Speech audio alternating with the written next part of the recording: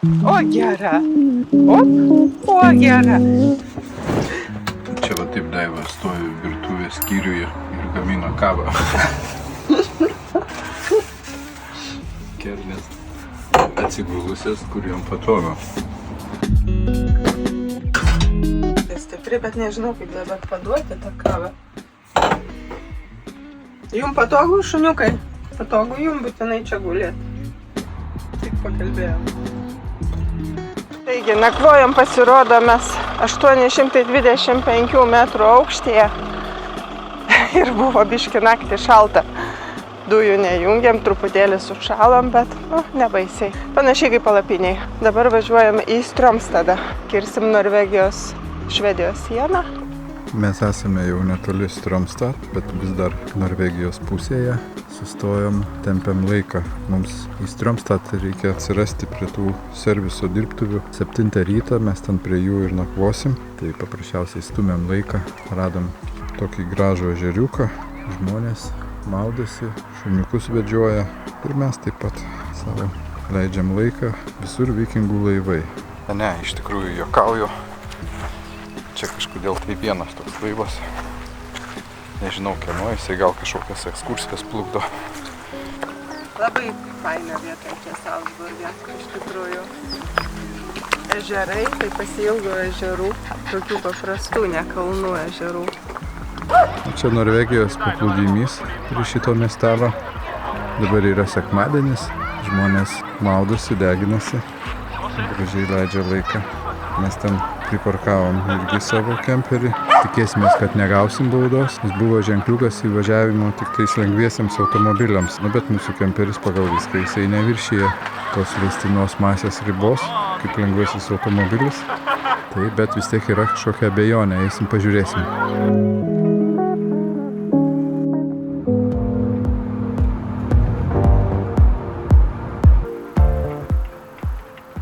Štai mes esame jau Švedijai, prie serviso, kurį darysime rytoj. Daiva ruošia šuniukus, eisim pasivaikščioti, pasižvalgyti. Čia aplinkui, o mes čia nakvosim čia šitoje aikštelėje. Pažiūrėk, kaip aš prie Lūnos prisitaikiau. Ryžiau būt negali. Rankinė, viskas čia pas mane. Lūnos tikrai, spalvos. Čia šio vakaro stilius toks. Taip, aš stilingai. Ryžai vadinasi vakaras. Ryžas vakaras.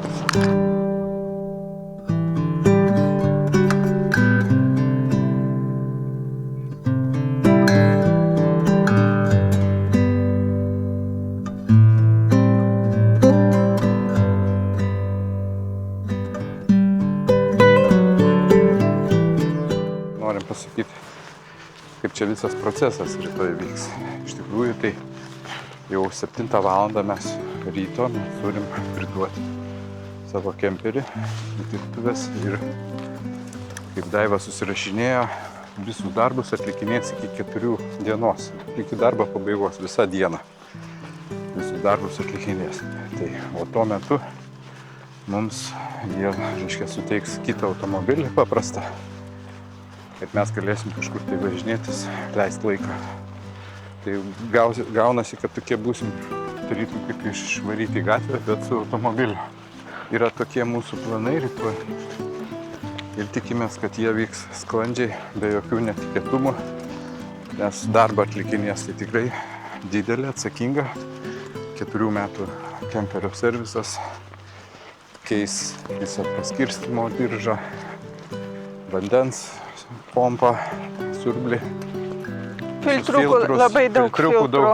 Jo, ten visą sąrašą išvardino. Bet mes patys sutikom, tai nėra taip jau brangu prie viso šitos sumos. Susitikom užsieniečius anglakalbius ir sako, eikit šituo keliuku ir jisai labai bus gražus ir vaizdingas. Ir mes tikrai galim patvirtinti jo žodžius. Čia yra į ką pasižiūrėti. Galų gale tokia vieta, kad Daiva gerai sako, jeigu pavyzdžiui, neduotų mums mašinos rytoj ar kažkas, tai mes galėtume čia visą dieną prasidėti. Jo, tenais tarp akmenų visur galima ir pavalgyti, ir šiaip knygą skaityti, ir su šunim čia gali ratu sukti. Jom tai čia iš vis patinka. O, čia jau Stromstadas.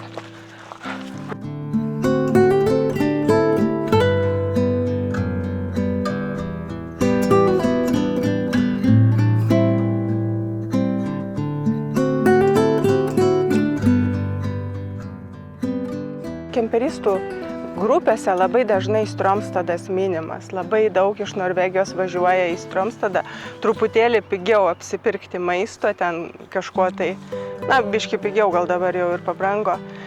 Ir čia praleidžia, čia keli kempingai yra, ir čia praleidžia laiką. Ir jie taip pamėgę yra Stromstadą, kad aš galvoju, kas čia yra. Dabar aš supratau, čia yra tiek gražių vietų daug ir čia yra kitaip nei Norvegijoje. Mes jau ateinam, ir tuoj greitai eisim namiegoti. O rytoj 7 valandą mes turim priduoti kemperį. Kelti 6 valandą. Tikimės, kad viskas pavyks mums stojančiai. O jūs nepamirškite paspausti patinka ir komentuokite, mes mielai jums atsakysime. Opa, kaip sinchroniškai. Gal, gerai pasivaikščiome. Eisime miegoti.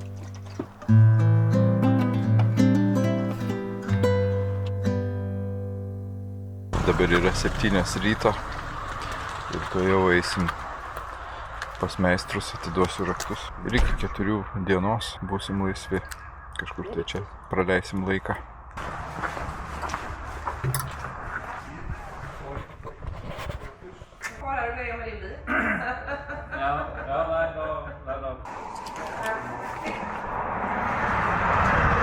Dabar išėjau, imsim šitą elektrinį automobilį. Jau atėjo, paims mašiną. Tai viskas, ne? Uždaryk. A kur tu čia padėjai? Iki 1 valandos mes gavom tą elbilį. O paskui čia? O paskui čia. Vaikščiosim čia. Sprengeliuką ves? Nej, behöver inte, nej. Nej. Och batteri, det virkar, ja, 12 watt kylskåp. Okej, Virkar. ja. Det virkar. Okej. Kom.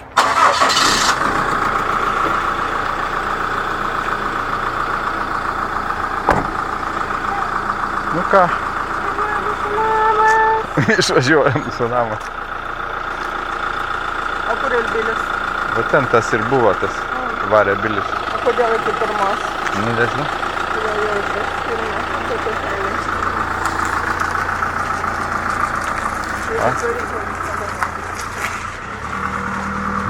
Vai. Tai dabar tą atvary čia, ne? Ar nešam ten? Nešam ten. Išvažiuoja mūsų kemperiuks. Ką? Šitą mes automobilį imsim. O, čia kažkoks šokoladas. Važiuojam. Kažkoks tai pusiau krovininis automobilis. Bet iš karto paėmė mašiną. Iš karto pradės daryti 7 ryto. Jo, dienelė bus biški gatvėje, biški mašinai. Dabar reikia susikraut daiktus ir kažkur tai važiuosim. Nesupratau čia, kokia čia mašina. Nu. O, kokie čia talpi. Elbilis čia? Nežinau, atsisėdo kažkoks, ne visai. Taip, gerai.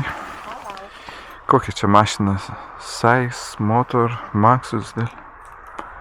Nieko nesupratau, kažkokia kinietiška.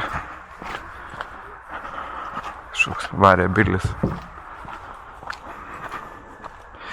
Reikia apžiūrėti, kad nebūtų kokių sumušimų, sužeidimų kėbulą. A ne?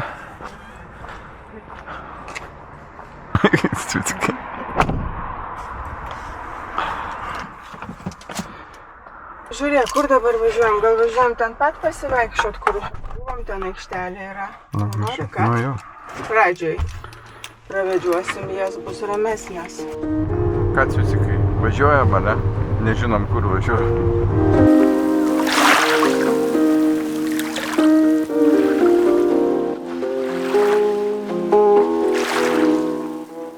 Ką Daiva, atostogas prasidėjo, ne? Prie paplūdimio esam. Tokioj gražioj vietoje esam. Nors anksti ryte nieko nėra, bet gal tame ir yra visas malonumas, žmonių nėra, oras puikus. Svarbu, lietus nelyja ir šilta. ir šunys turi veiklos. Labai gražus Stromstade iš tikrųjų. Turėjom progą bent jau aplankyti apylinkės gamtą. Nu čia tikrai vietos gražios. Ir kas įdomiausia, kad dabar esam 7:30 ryto ir mes esam vieni šitam paplūdimy. Ramybė, vėjo nėra nieko. Ir iki pietų turėtų ir saulė išlysti. Taip, bet šunim visur yra ženklai, kad negalima į paplūdimį su šunim. Nu, mums tai neaktualu, mums eisim į parką. Čia yra rezervatas. Čia yra rezervatas, bet ten į tą pusę yra rezervatas ir ten visokiausių augalų įdomių yra, tai vat gal. Išgersim čia kavos, va ten matai kavinė yra ir tada trauksim link rezervato į tą pusę. Mes dabar truputį pasivaikščiosim, pasižvalgysim po šitą teritoriją, išgersim kavos ir kažkurio tai metu truputį papasakosime apie mums tą atliekamą servisą ir suteiksim daugiau išsamesnės informacijos. Kavinė Kapri, meniu. Apie kavinę Kapri parašyta atidaryta, kada atidaryta. Man čia labiausiai patikęs atidarimo laikas. Nu, čia įleido fašinukai. Tyliai. Nereikėjo mums jokios kavinių, dabar gersime mes kavą.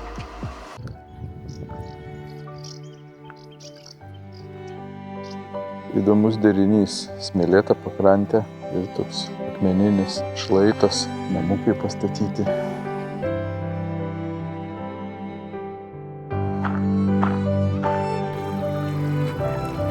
Kas ten plaukia?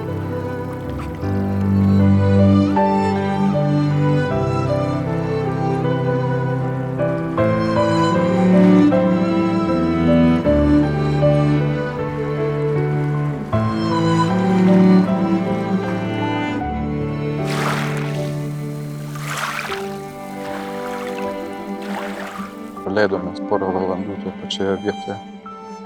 Dabar laikas pusryčiams. Valgysim tokį įdomų maistą. Pirmą kartą dar nesam valgę. Žodžiu, tai ką valgo iškylautojai su palapinėm.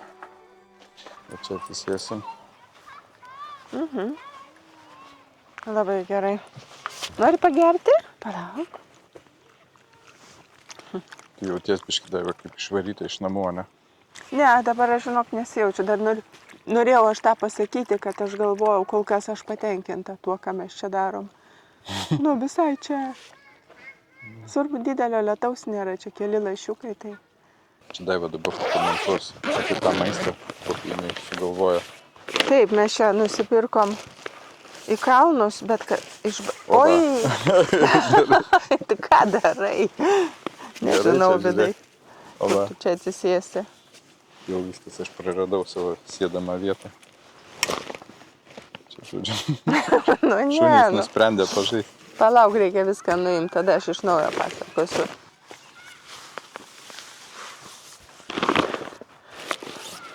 Na. Taigi, ką mes... Čia Daiva turi. Kas?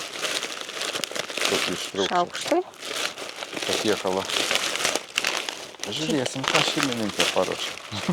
Jo, paruošė iš XXL parduotuvės turizmo sporto.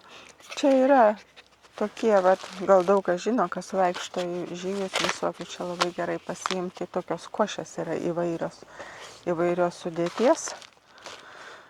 O čia aš tokias paėmiau ir išbandysim. Užpili vandeniu, bet labai daug kalorijų jos turi. Bet per vieną porciją čia yra 537, o čia dar daugiau, 634 kalorijos. Tai ilgiem žygiam šitos košės, aš girdėjau, kad jos yra giriamos. Kažkas prieskonių labai daug, čia aštru turbūt bus. Tai... Ir čia reikia karštų vandenį išpilti, ne? Karštą vandenį jau paruošė. Jo, aš pasiėmiau karštą vandenį. Dabar šuniukam turi morkų? Neturiu. Neturiu. Prasikaltas. Tai ką duosim dabar? Patys valgysim, o jau neduos. Taip. O vandens šiek tiek jau nori iš akies. Jo, ko gero. Gal palaikyk vandenį man kitoj. Jis turi išbrinkti visas. Žiūrėk, kaip žiūri. Kas čia jums spektaklis? Pavargusios, nemieguojusios. Šiandien galime nuvažiuoti iki pat planuojamo taško mūsų, todėl kad jos miegos. Vienodai bus važiuoja kemperiai, nevažiuoja. Klausyk, pirmą kartą gyvenime tokį. Ačiū. Čia ką galėsi dasipilti, mes to. Jo, mes dar turim po pakelį. Bet iš tikrųjų, čia tik tai žygius patogu, šiek tiek kemperį gaminėsi, valgy tą patį, pasigaminsi šviežiai. Man jau seilės kaupės. Valgyt nori. Noris valgyti. Šunys laukia, jie ždai galvoja. Čia kažkokį tai mes jiem ruošiam patiekalą, ne? Man labai gėda, nes aš planavau nupirkti parduotuvėje maisto, nes anksti pravažiavom visas parduotuvės. Bet aš tada suduosiu jums visus. Ką aš ten turiu. Kaip jie žiūri. Taigi, kokie darbai bus atliekami, aš iš švedų kalbos, va čia išversta pas mane yra viskas, ne? Vandens siurblio nuėmimas ir sumontavimas 7,5 valandos. Čia už darbą jau. Toliau, ką keis? Paskirstymo diržo komplektas su vandens siurbliu. Stabdžių skystis, litras ProMeister. Aušinimo skystis paruoštas naudojimui 1 litras. Variklio alyva mobil. Dizelinio kuro filtras, salono filtras, oro filtras, alyvos filtras, alyvos sandariklis. Va tokie dalykai. Ir tos pagrindinės. Jo, pagrindinės. Vienas iš tų, reiškia, tų niuansų, tai kad gerai, kad pakeis ir greičių dėžės alyvą. Irgi. Žodžiu, o kas iš tokių papildomų, ko nereikėjo keisti, mes užsakėm, kad keistų ir vandens pompą. Irgi už tą patį. O jau turbūt, kas turit kemperius, tai žinot, kad Fiatas turi tą 100 000 garantinę ridą. Ir mes po 4 metų tą atliekam. Norvegijoje visi rašo ir tuose Facebook'ose visur. Reiškia, kad tą reikia atlikti žymiai anksčiau, nes kemperis yra tokia transporto priemonė, kuri juda žymiai mažiau, nuvažiuoja kilometražą, ypatingai žiemos metu daug stovi. Ir reiškia, tas dirželis, jisai, toks kaip pasidaro ne toks elastingas. Ir matyti yra buvę atvejų kažkokių tokių, kada variklis sugenda, jis nutrūksta ir tai už tai tą daro, visą tą servisą atlieka anksčiau. Ant kiek čia tas reikalinga, čia yra amžina diskusija, visi rašo, kad vieni to nesilaiko, kiti taip, bet niekas rezultate nenori rizikuoti ir turėti, galima sakyti, 1000 išlaidas variklio remontui. Tai viską tą pasakiau. Tikriausiai kas nors galėsit parašyti kažkokią tai savo nuomonę apie tai. Irgi būtų įdomu paskaityti, jeigu jūs kažką tai žinot. Arba esat susidūrę su šituo.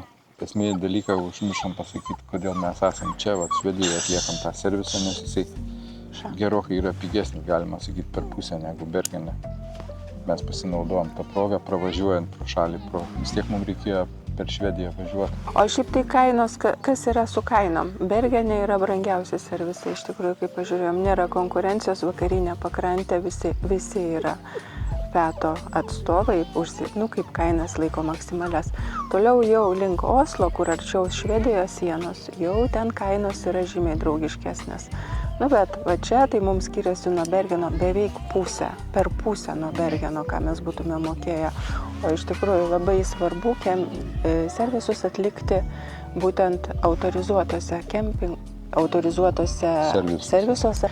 Nes jeigu tu parduot nori automobilį, mes tai, pavyzdžiui, neplanuojam jo parduoti, bet mažą ką norėtum parduoti, tai labai smarkiai norvegai žiūri, kad būtų atlikti autorizuotose servisuose visi servisai. Tai labai, pliusas didelis yra, kad automobilis prižiūrėtas buvo. Tai tokia ir yra priežastis. Galima rinktis dar pigesnį kažkokį, bet mums jau per pus pigiau nei Bergene. O Lietuvoje, tu sakėjai, klausėjai užklausą, ne? Lietuvoje yra 3 Fiato servisai ir vienam iš jų aš paklausiau ir pas jų pasakė kainą tai buvo kaina panaši kaip Švedijai. Bet tai tas apie parašė būtent, tai kažkaip nekonkrečiai, tai mes ir kažkaip tai suabejojom, nes žinom, ką reiškia tas žodelis apie. Ne vieną kartą. Ir tai truputėlį tik pigiau nei čia, tai nuvažiavus ir atlikus, o ten dar reiktų keltis. Tai, žodžiu, labai gaila, bet galbūt kada nors teks ir Lietuvoje atlikti. Nebūtinai Fiato servise. Ragauk.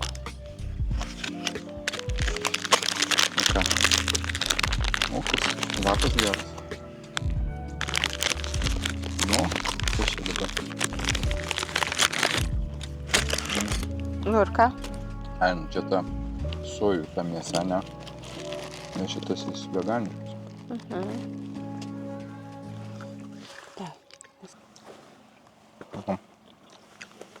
Šis skanu. Kaip atrodo? Aš sriubą pasidariau, nes man kažkaip pripratus išvalgyti netiek druskos daug, tai per sūrų. Skanu ir patogu. Tos ką čia kalba kažką, tipo, jie neduoda, matai,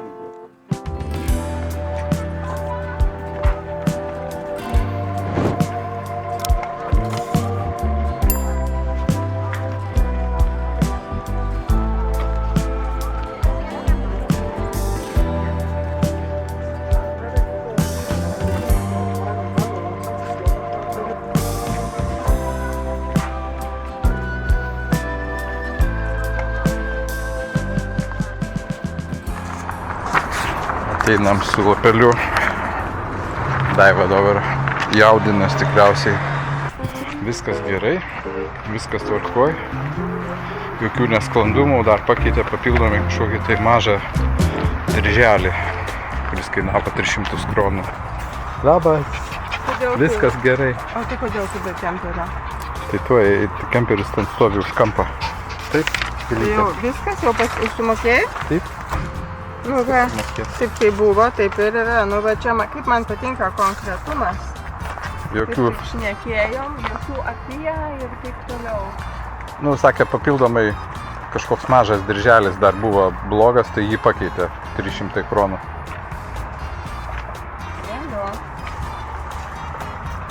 Tai jie kur padarys, kur jie padės dabar tą mūsų kemperį? Jis jau ten stovi, kur buvom mes, kur norėjom eiti. Kaip kietai pasisekė čia man. Aha. Ir tikrai sakau, kodėl taip greitai. Sako, buvo papildomas mechanikas, padėjo viską padaryti, štai sako, žymiai greičiau. Nu, tikimės, kad gerai mes saugiai važiuosim dabar. Nieko savo. Mūsų kemperį greitai čia sutvarkė. Einam vandeniu. Pagaliau Čia kaip patenkintas įlipo šį kartą. Pasiilgusios.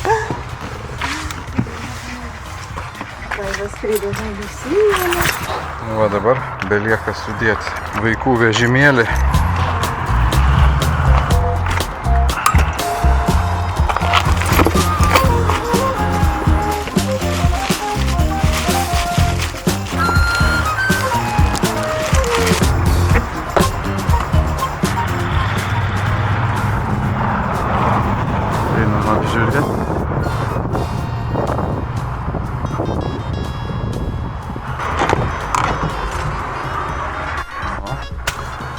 Mechaniko maišelis visas likęs.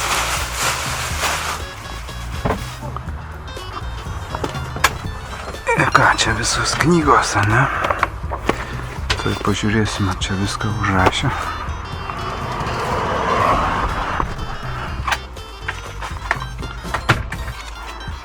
Ekonomija, va.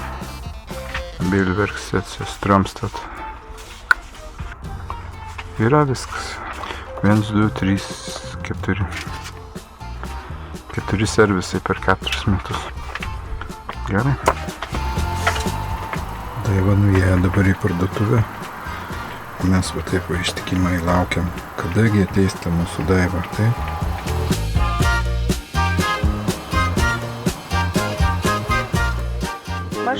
Pavažiavome iš Göteborgo. Daiva surado kažkokį tai aikštelę po Frikampą. Prie geležinkelio bėgių važinėja traukiniai Göteborgo. Čia yra aikštelė skirta sustoti su automobiliu ir toliau į Göteborgą važiuoti su traukiniu. Ir rašo apie, rašo keliautojai, kad saugu palikti kemperį dėl vagysčių, kas nenori į Göteborgą važiuoti, nes ten kaip ir Malmėj, taip ir Göteborge apiplėšinėja kemperius, taip kad sustoja čia ir važiuoja. Sako, ar tai 4 stotelės pavažiuoti iki ir galima vaikščioti po miestą, tada drąsiai. Šiaip tai diena buvo nelengva. Šiandien reikia ateiti. Kodėl šunys neklauso? Pavargę kokie, vaikščiot nenori visai. Pažiūrėk. Žiūri tokie. Einam pažiūrėti, Po kas kitą ten. programą siūlyti. Nu, Žodžiu, mes pasiėmėm savo kemperį iš to serviso. Viskas gerai, mašina važiuoja, niekas niekur neteka, jokie skyšiai. Žodžiu, tarytum kaip niekur nieko nedaryta. Va, matot, čia važiuoja traukinys ir jis važiuoja visiškai pro mus, praktiškai 10 metrų atstumu. Bet Daiva sakė, kad jisai 11 val. Vakaro nustoja važiuoti iki 5 ryto. Mes kaip tik tuo metu miegosim. Tai va, o nuo tos serviso Stromstad miestelio, kurio mes pavažiavom gal kokius 200 km ir sustojom šitoj aikšteliai. čia. Sprendėm daugiau nevažiuoti, geriau atsikelsim. Nu, gerai, ryte einam ir tiesiai. Pradėsim judėti. Oi, va čia yra priekaba, tik tai atvažiavę žmonės su priekaba pasistatė, o šiaip kemperių daugiau nėra. Bet čia kaip ir rašo aplikacijai, po vieną stovi. Dažnai atvažiuoja. Bet nemokama. Nu ką, šuniukai, miegosim. Nu, truputį ar to, kai jisai čia mūsų važiuoja. Bet naktį nustos važiuoti, bus gerai.